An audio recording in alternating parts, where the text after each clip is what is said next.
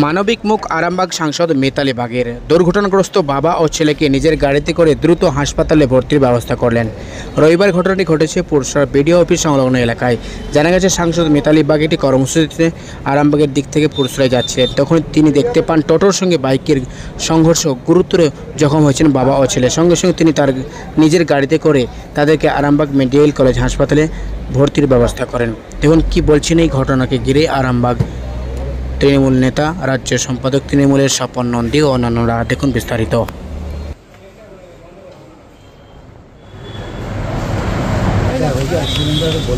আমাদের সাংসদ মিতালি বাগ একটা কর্মসূচিতে সোদপুর যাচ্ছিলেন।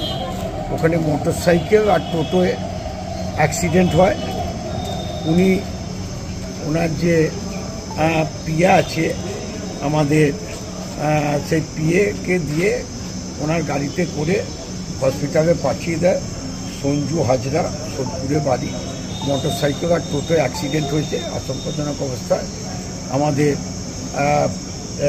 হসপিটাল এসছে। তাই আমাদের মানবিক যে আমাদের এমপি যেভাবে তিনি আজকে ওনাকে উদ্ধার করে ওনার বিয়েকে দিয়ে পাঠিয়েছে, তার জন্যে আমি ওনাকে ধন্যবাদ জানাই যে মানুষের যেভাবে উনি কাজ করছেন। এর আগেও তো দেখা গেছে উনি এসেছিলেন এরকম করে। না, বিভিন্ন সময়ে জনপ্রতিনিধিরা যেমন করেন, কিন্তু উনি একটু সবার এই ধরনের হলে সঙ্গে সঙ্গে কিন্তু উনি ঝাঁপিয়ে পড়েন মানুষের সাথে থেকে, মানুষের পাশে থেকে উনি কাজ করতে চান। ডাক্তার কি বলছে, কেমন? ডাক্তার বলতে ওনার চিকিৎসা চালাচ্ছে।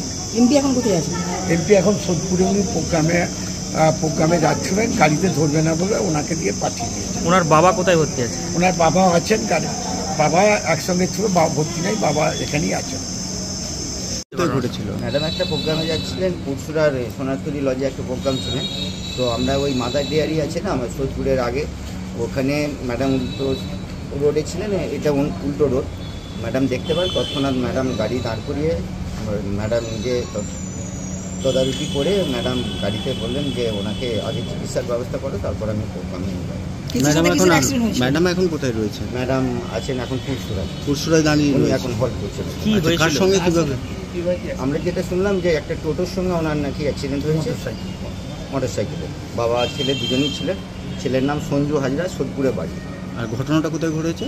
এই একটা দুধের ফ্যাক্টরি আছে সোদপুর পেরিয়ে, ওরই ঠিক সামনে। এইটা কি ছেলে? ওনার ছেলে। বাবা কেমন আছে? বাবা সুস্থ আছেন, উনি এসেছেন। আপনার নাম দাদা? আমার নাম চন্দন চক্রবর্তী, ওনার বিয়ে। ঠিক।